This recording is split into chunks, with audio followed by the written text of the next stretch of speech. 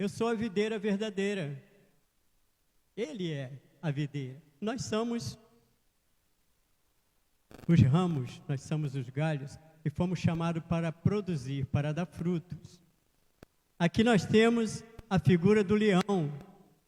Jesus é o leão da tribo de Judá. Amém? Ele é o leão, ele é aquele que venceu. Então nós vamos aprender com o Senhor e vamos colocar em prática o que aprendemos com o Senhor. A Escritura diz: ensina a criança o caminho que deve andar, e até quando envelhecer não se desviará dele. Nós somos crianças, nascemos de novo, estamos aprendendo com o Espírito Santo de Deus. Diz assim: que bela leoa entre os leões era sua mãe. Deitada entre os leãozinhos, criou seus filhotes. Criou um dos seus filhotes, que ao se tornar um leãozinho, aprendeu a despedaçar a presa. Chegou a devorar gentes. Quando as nações ouviram falar dele, o apanharam na cova que fizeram. E ele foi levado com ganchos para a terra do Egito. Vendo frustrada e perdida a sua esperança, a leoa pegou outro dos seus filhotes e o fez leãozinho. Este, andando entre leões, veio a ser leãozinho e aprendeu a despedaçar a presa. Chegou a devorar gente, destruiu palácios e arrasou cidades.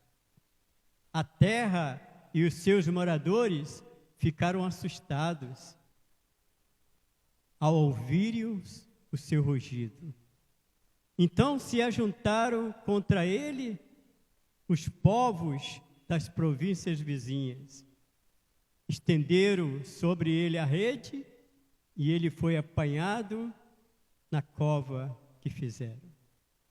Com ganchos, meteram-no dentro de uma jaula e o levaram para a Babilônia e deixaram preso para que nunca mais se ouvisse o seu rangido nos montes de Israel.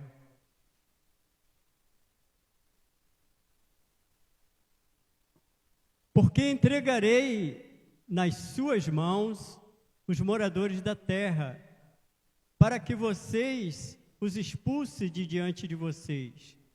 Não façam nenhuma aliança com eles, nem com os deuses deles.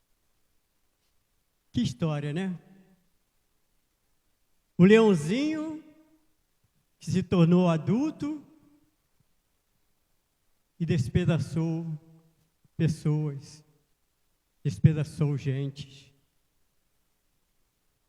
Nós somos filhos de Deus.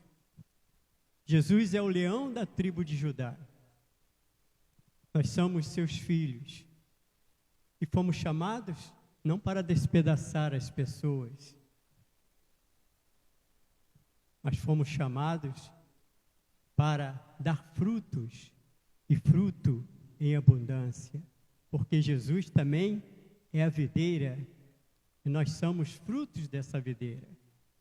Então Deus espera de nós, não que nós venhamos crescer e despedaçar pessoas, mas que nós venhamos frutificar os frutos do Espírito Santo, longanimidade, sermos pessoas longânimas, temperante, termos domínio próprio, mansidão. É isso que Deus espera da gente. Não que nós venhamos a nos degradar, a despedaçarmos uns aos outros. Não é isso, meus irmãos?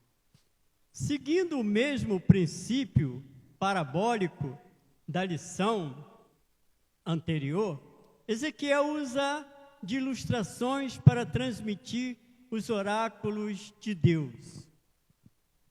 Ilustrações é coisas simbólicas. Por exemplo, Jesus dizia assim, que nós deveríamos ser como uma ostra. Uma comparação. O que encontramos dentro de uma ostra?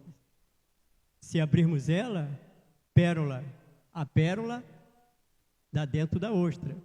Mas a ostra, até gerar uma pérola, é porque um grãozinho de areia entrou dentro dela.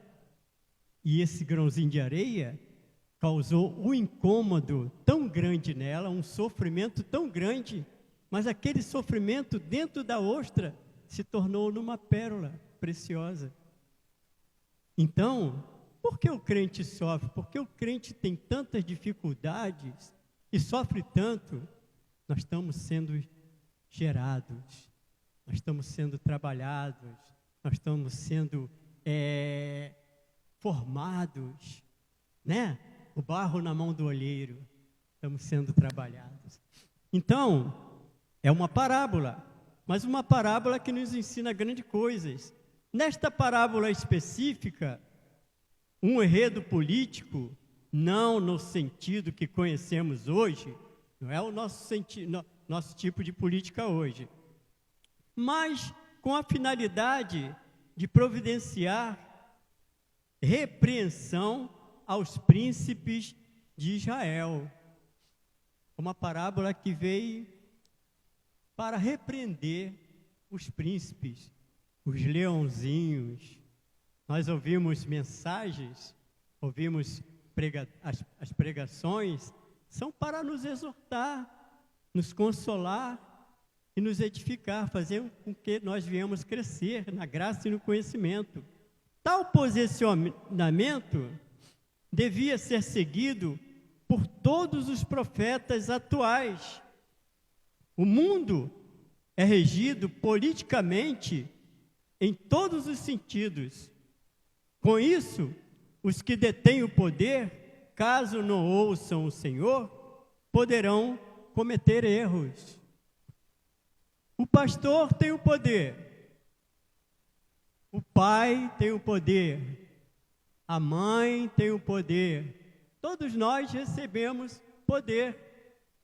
Nós temos que criar os nossos filhos, mas eles olham para nós e eles vão seguir provavelmente os nossos passos. Por isso está escrito, ensina a criança o caminho que deve andar. Nós somos modelo, nós somos exemplo para o mundo, nós somos a luz do mundo e somos o sal da terra. Todo mundo tem os olhos fixos em nós. Eles não admitem que nós erramos. Nós erramos, nós somos falhos. Mas o mundo acha que nós não devemos errar, porque nós somos um modelo de perfeição em Cristo. Então os olhos deles estão fixos em nós. Então diz assim, desde os tempos antigos, o Deus Criador procura orientar todas as criaturas diretamente, falando-lhes sobre diversos modos.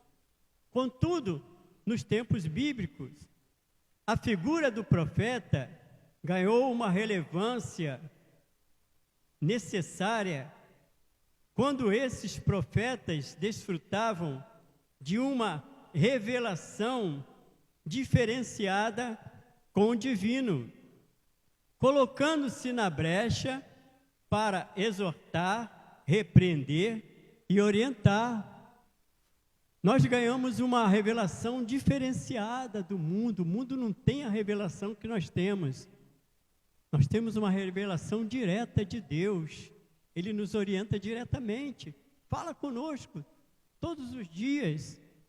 Então diz assim, como líderes, ou seja, tribos, povos e nações, não davam ouvido à voz de Deus, por vezes sofriam além das repreensões, estariam sujeitos ao castigo do Deus Altíssimo. Apesar de os tempos serem outros, a figura do profeta não foi esquecida, nem caiu em desuso. Entretanto, poucos são os que atualmente se colocam na brecha, como foi o caso do profeta Ezequiel, pagando um alto preço para ouvir a voz do alto, e pagando ainda o preço de anunciar o juízo divino aos chefes dos povos, proclamando a justiça que viria, um peso difícil de suportar. Qual é a posição do profeta? Para que Deus nos chamou? Para anunciar as suas virtudes. E nós temos que ser o quê? O exemplo. Se nós falamos que Deus é bom, nós devemos ser pessoas perversas? Não. Se nós convidamos a pessoa para vir para a igreja, o que eles vão achar no nosso meio?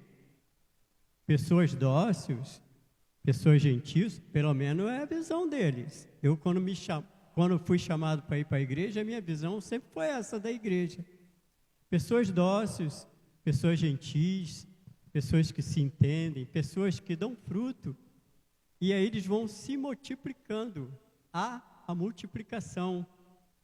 1 mais 1 na escola seriam 2. No nosso meio não, são 2, são 3, são 4, são 5. A gente vai se multiplicando. Glória a Deus. Aquele a quem muito foi dado, muito lhe será exigido. Não é isso? Se o camarada quer um cargo de chefe, vai ser exigido dele como chefe. Se ele tem qualquer cargo que ele assumir, desde a faxina até o cargo mais alto, todos vão querer cobrar dele correspondente àquela posição que ele assumiu. Então, nós fomos chamados para isso, ser o sal da terra e ser a luz do mundo. Nós estamos aprendendo a parábola do Antigo Testamento, mas não vamos ficar no Antigo Testamento. Nós estamos trazendo para a época atual, porque Jesus Cristo é o mesmo, ontem, hoje e o será para sempre. Amém? A parábola desta lição faz menção de uma suposta mãe, figura de uma leoa, que pode ser interpretada como a nação de Judá. Por isso Jesus é o leão da tribo de Judá. Para alguns teólogos, bem como pode ser vista como a mãe Babilônia. Para outros estudiosos da palavra de Deus, e para outros ainda, talvez o profeta estivesse se referindo a uma tal esposa do rei Josias. O que para ambas as correntes teológicas é como ponto comum é o que Deus de Israel anuncia nesta metáfora, ou seja, nesta parábola, a decadência e a ruína da linhagem real de Israel. A queda de Israel. Especificamente a de Judá, que trazia o estigma de ser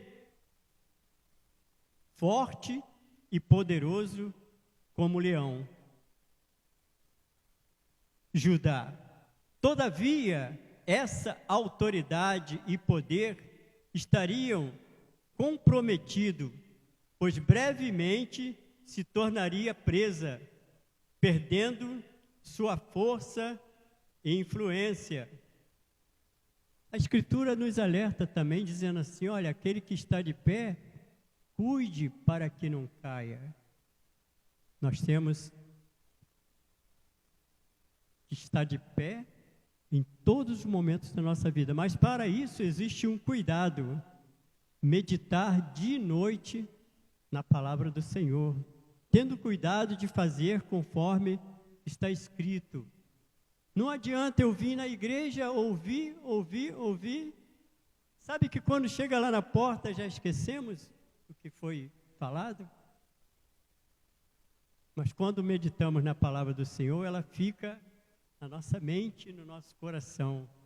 E nos momentos que precisamos, o Espírito Santo traz à nossa memória aquilo que aprendemos. Quando o Senhor delibera a autoridade e o poder aos seus escolhidos, certamente exige uma atitude correspondente à responsabilidade a ser exercida. Uma autoridade tem uma responsabilidade e vai ser cobrada. No mundo espiritual, cobrada por Deus. No mundo material, cobrada por aquele que é superior a ele, não é? Quem é militar também sabe disso. Tem seus poderes, o cabo, o sargento, o tenente, o capitão, um está acima do outro. E na nossa vida também. Então diz assim, os líderes, Zedequias e Joaquim, que foram levados ao cativeiro babilônico, 2 pontos. Jocais foi levado cativo ao Egito pelo faraó Neco. Aqueles que deveriam prezar pelo nome de Deus, do Deus de Israel, acabaram por não prevalecer como uma leoa, transformando-se em presa diante dos inimigos do Deus vivo. Agora, Judá era visto como um leão enjaulado.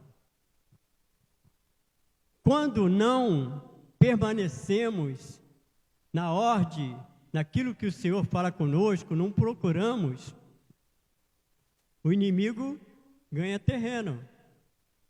Mas quando resistimos ao inimigo, resistir ao diabo e ele fugirá de vós, a resistência vem pela palavra do Senhor. E aí nós temos a vitória. Porque o nosso Deus, o nosso Senhor, o leão da tribo de Judá, ele já venceu o inimigo. O que nós temos que fazer é ouvir a palavra para que possamos estar cheios da presença do Senhor para resistir no dia mal, Porque o dia mal é todos os dias, tem um dia mal, irmão. Então, podemos lembrar das promessas que o Senhor fez ao rei Davi. E que, tempos depois, fora trazida a memória de Israel. Nunca lhe faltará sucessor diante de mim, que se assente no trono de Israel. Contudo, que seus filhos guardam os seus caminhos, para andarem diante de mim como você andou. Lembra de Salomão? Salomão começou muito bem, né? Orando, pedindo a Deus sabedoria para liderar o povo. Mas o término de Salomão foi muito triste, porque ele não perseverou como pai dele. E ele se envolveu em muitas coisas que o Senhor tinha falado para não se envolver. Isso é para nós. Tudo que foi escrito para o nosso ensino foi escrito. A gente tem que olhar. Se eu fosse seguir, por exemplo, vou citar o meu exemplo. Se eu fosse seguir o exemplo de um meu pai, eu seria um péssimo marido. Eu seria um péssimo pai. Eu seria um homem muito ruim para minha casa. Mas eu não segui. Eu sempre tive na minha mente assim, quando eu casar, que eu demorei a casar, né? Que a minha preferência era minha mãe.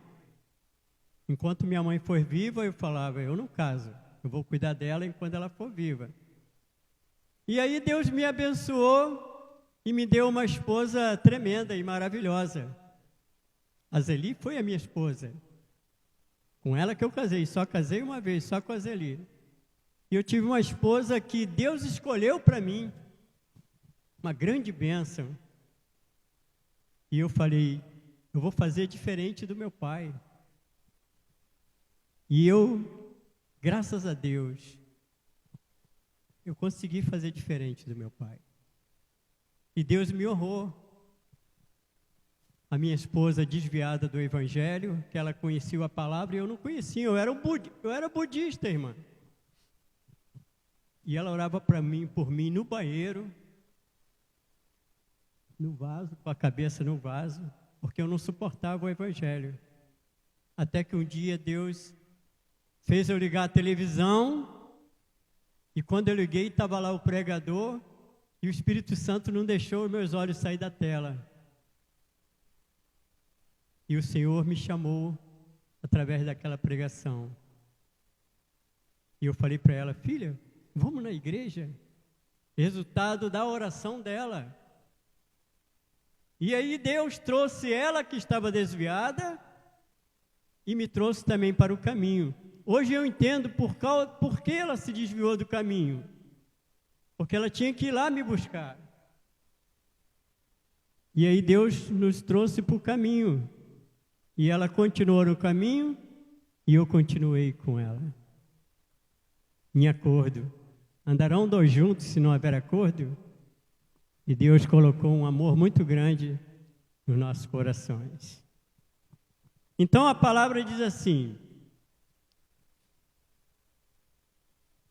contudo, os sucessores não guardaram os mandamentos do Senhor, desobrigando Deus a cumprir a promessa.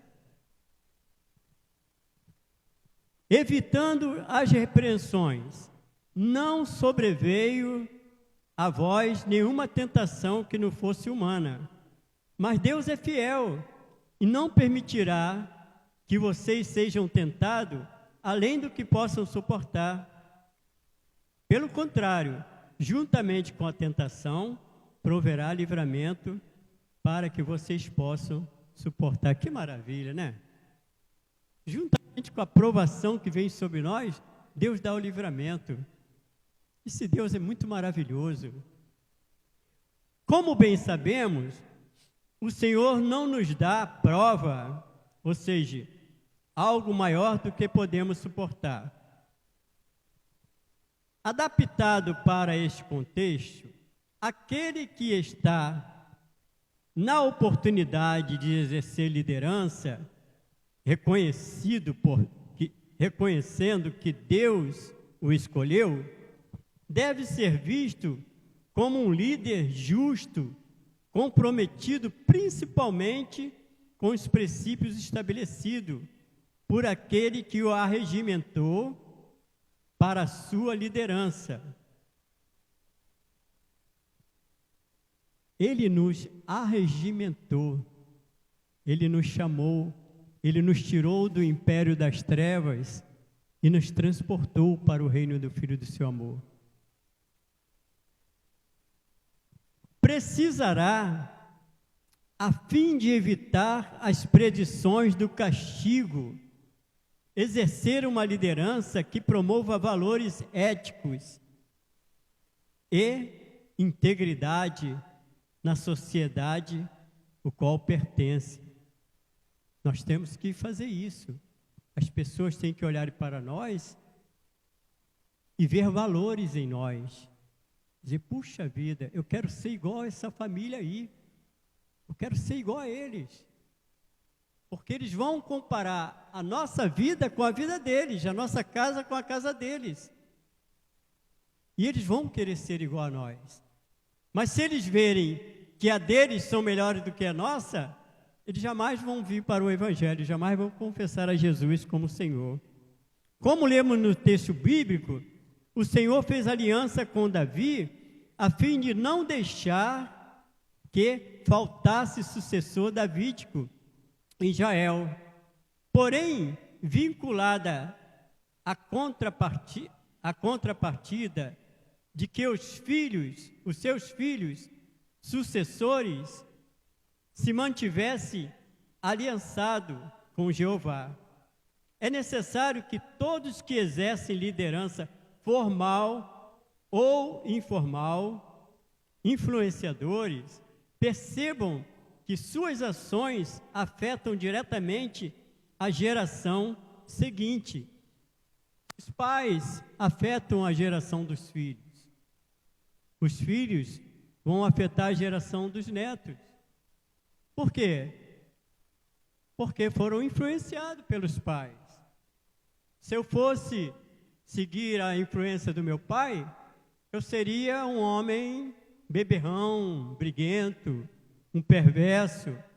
Meus irmãos seguiram os passos do meu pai, e todos eles foram muito infelizes. Meus 5 irmãos seguiram os passos do meu pai e foram muito infelizes.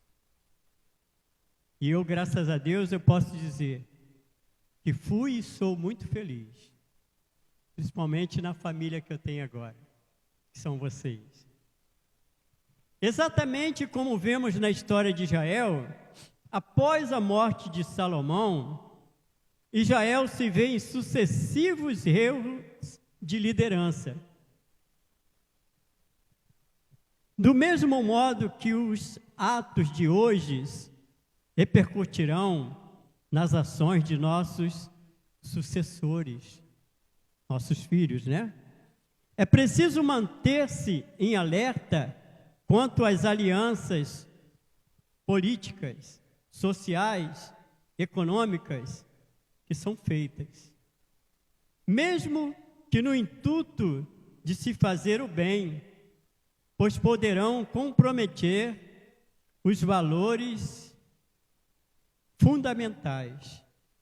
É preciso saber discernir alianças que podem acertar, que podem acarretar decadência moral. São os casamentos que são feitos muitas vezes de uma forma ilícita. Já começa ilícito, termina de uma forma ilícita, sem a orientação do Senhor. Entendeu? O povo de Israel, quando foi buscar casamento fora, deu problema. Deu problema, porque a água não se mistura com óleo. Dá problema. O apóstolo Paulo aconselha muito sobre isso em 1 Coríntios. O jugo desigual. Que neste caso, da aplicação da parábola, pode manchar o testemunho dos filhos de Deus. O Senhor não compactua com o caminho mau. Portanto, não podemos incorrer nos erros de caminhar ao lado daqueles que não compartilham do mesmo ideal de fé. A parábola da leoa dá lugar à videira deflorada, plantada num deserto. Um castigo iminente àqueles que não valorizam as águas que lhe foram oferecidas para se tornarem verdejantes e frutuosos. Um triste fim inevitável, porquanto a justiça divina é infalível. As águas que correm do trono de Deus, daqui do púlpito, correm águas. São a palavra de Deus. Essas águas é para que a igreja seja verdejante, para dar fruto. Nós somos como a árvore plantada junto às correntes das águas. A raiz está dentro da água. Então vem o calor, ela não danifica aquela árvore. Quantas coisas nós passamos, né? Mas nós continuamos firmes, porque nós estamos plantados nas águas, beira das águas. Nós estamos recebendo o maná direto do céu. O que nós estamos fazendo aqui hoje é muito importante no reino espiritual. Há uma legião de anjos nos observando. Nós gostamos muito de ouvir, quando clamamos, quando oramos, que Deus ouça as nossas súplicas. Mas no momento em que Deus está falando, temos que reverenciar, temos que guardar. Por isso o salmista disse: escondi a tua palavra no meu coração. Esconde no coração. Evitando as repreensões divinas. Como bem sabemos, o Senhor não nos dá Já li essa parte? Tá. Eu já ia seguir de novo, perdão. Uma devastação previamente anunciada. Digo a vocês que não errem, se porém se arrependam, todos vocês, se não se arrependerem, todos vocês perecerão. É o que Jesus está falando. Se não haver um arrependimento do erro, ele estava falando para o povo de Israel: todos vocês perecerão. Ezequias, ao se colocar na brecha pelo seu povo, reforçando a ideia de uma lamentação de tom fúnebre, faz o papel daquele que, como sentinela, alertam quanto aos perigos que correm ao nos desviarmos do caminho perfeito de Deus. É o atalaia. Nós somos o atalaia. Tem uma figura no mundo animal que eu vi, sobre os macacos, e tem um que fica de atalaia. Aquele que fica de atalaia, quando ele vê o perigo, ele tem que avisar os outros, que é para os outros debandarem. Se ele não avisar e os caçadores pegarem de surpresa, aqueles outros vêm e matam ele. Se reúnem e matam ele, porque ele tinha o dever de avisar. Nós temos o dever de avisar. Nós temos que tocar a buzina, a trombeta. Nós temos que anunciar nos 4 cantos do mundo que Jesus veio para salvar o pecador, o mais vil do pecador, porque Deus não tem prazer na morte do perverso. As pessoas às vezes falam assim: é perverso, tem que morrer. Deus não tem prazer na morte nem do perverso. É necessário que líderes ou liderados mantenham-se em vigilância espiritual e moral constante, a fim de evitarem as tragédias anunciadas que vilipendiam o bom nome de Deus, a quem representamos. O que podemos ver nas entrelinhas invisíveis da fé é que se torna extremamente necessária a busca por uma renovação espiritual, renovo constante dos votos e morais, firmemente dos valores aprendidos, somada à manutenção do caráter humilde que faz com que nos arrependamos enquanto há tempo. Aos líderes estudado nesta lição, desde a lição anterior, caberia o arrependimento sincero e o pedido de renovo diante das revelações proféticas de Ezequiel, a fim de encontrarem o perdão divino, sempre disponível ao que o buscam verdadeiramente. Um coração quebrantado é a chave para esta cura chegar em tempo oportuno. Davi dizia: um coração quebrantado não desprezarás, ó Deus. Nós temos que ter um coração sempre quebrantado na presença do Senhor.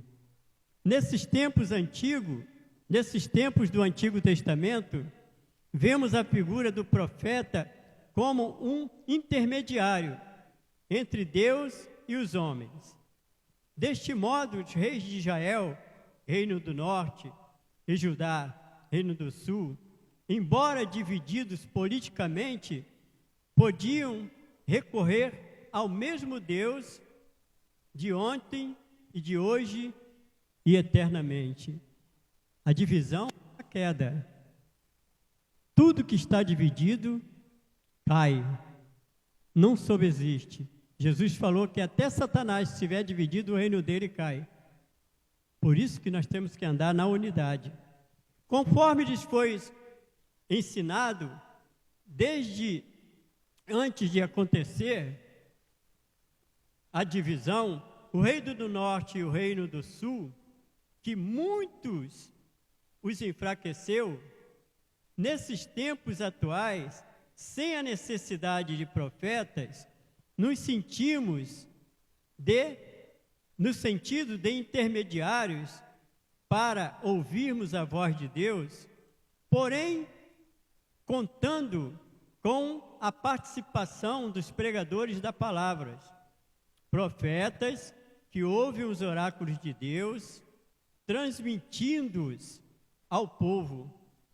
Devemos fazer a parte que nos cabe, mantermos-nos em constante oração e buscando a sabedoria divina para que nossos passos de líderes, mesmo não exercendo a liderança imediata, mas consciente do que somos influenciadores dos mais indultos, mais jovens, sejam passos acertadamente todos para a glória daqueles que nos chamou para essa tão importante missão, viver para o louvor, independente das circunstâncias. Independente do que estiver acontecendo em nossa volta, na nossa casa, no nosso trabalho, nós temos que manifestar a glória de Deus, independentemente, porque nós fomos chamados para isso. Jesus disse que nós somos a luz do mundo, não é isso? E somos o sal da terra. O sal é para dar sabor. Comida sem sal é horrível. Um crente sem sal é horrível. Comida com muito sal é horrível. Um crente carrancudo é horrível. Uma comida bem temperada é uma delícia. Ela tem equilíbrio. Você elogia até o cozinheiro. Até o tempero você elogia, quer saber qual o tipo de tempero. Qual o tempero que você botou nisso aqui? Eu faço essa mesma comida todos os dias, não sai com esse sabor. É o segredo. Jesus Cristo é o nosso segredo. O tempero. Todas as pessoas que nós vamos a eles, estamos levando vida. Jesus Cristo disse que Ele veio nos dar vida. E nós temos para levar para as pessoas. Nós temos que fazer a diferença. Nós não somos um reino também. Não podemos ser divididos. Temos que ser unidos. Quão bom e quão maravilhoso é viverem unidos os irmãos. A Escritura diz que é como o orvalho do Monte Hermon. É uma unção que pega de cima e vem descendo. É como óleo na cabeça de Arão, que desce pela barba e vai às orlas do seu vestido. É uma que pega do alto para baixo e vai abençoando a tua casa, teus filhos. Eles vão olhando para você, vão dizer, puxa vida, que paz maravilhosa. Quero ser igual a eles. O Senhor não retarda a sua promessa, ainda que alguns a julgam demorada. Pelo contrário, Ele é paciente com vocês, não querendo que ninguém se perca, mas que todos cheguem ao arrependimento para o dia do Senhor. Porém, o dia do Senhor virá como ladrão. Ninguém espera o ladrão chegar, né? o ladrão vem hoje, vou preparar uma cilada para ele. Não. O ladrão vem quando você não espera. E quando ele, às vezes, ele está no teu meio, junto contigo, e tu não sabe que ele é o ladrão. Ele é bem disfarçado, ele é bem camuflado. Ele se camufla. Ele tenta imitar até o Evangelho. Ele tem prato para todos os gostos. Se o camarada não é cristão, ele tem as religiões. Eu provei do budismo, horrível. Hoje eu acho horrível. Mas eu provei também do espiritismo e do budismo. Eu fui envolvido no espiritismo também. Eu era o grande cântico. Que coisa horrível, né? Que vergonha que eu sinto. Eu só falo que é para testemunhar do poder de Deus. Vimos através do estudo de hoje que as consequências são sérias e dolorosas quando nossos atos não são devidamente aplicados para a glória e o louvor do nosso Deus. Através da história bíblica, podemos visualizar os perigos de uma vida inconsequente. É possível perceber que é necessário aprender com os erros do passado, para que não sejam jamais repetidos. Que possamos principalmente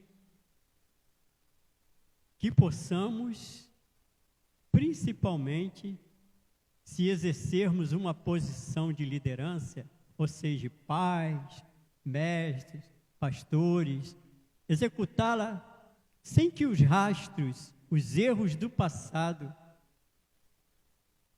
dos personagens bíblicos, sejam repetidos através de nós. Que não sejamos jamais nem a leoa enfraquecida, nem os filhotes desviados, nem a videira seca desta parábola. Que Deus te abençoe rica e abundantemente. Amém, irmãos? Aprendemos com o Senhor a não sermos como eram no passado. Temos que ser novas criaturas. Nós somos novas criaturas, criados novamente para a honra e para a glória e para o louvor do Senhor. Vamos orar pelos pedidos? Estenda as mãos, irmãos. Senhor, nosso Deus, Tu és o mesmo ontem, hoje e o será para sempre. Nós viemos aqui para aprender com o Senhor, que é manso e humilde de coração. E a Tua palavra nos manda orar pelos enfermos, orar por todos, porque a Tua vontade é que todos se salvem e cheguem ao pleno conhecimento da verdade. Aqui estão os nomes, aqui estão pessoas representadas nesses nomes, aqui estão pessoas dependendo da graça, da misericórdia do Senhor, dependendo do milagre, ó Deus, dependendo da cura, da libertação, da transformação. Aqui estão os lares, ó Deus. E una, Senhor, una esses lares, una as famílias, tira a enfermidade, tira a aflição. Ó Deus, levanta o abatido, liberta o oprimido. Nós impomos as mãos sobre esses nomes e declaramos a cura, a libertação e a transformação. Em nome de Jesus. Amém, Senhor. Amém. Que Deus abençoe, irmão. Na paz.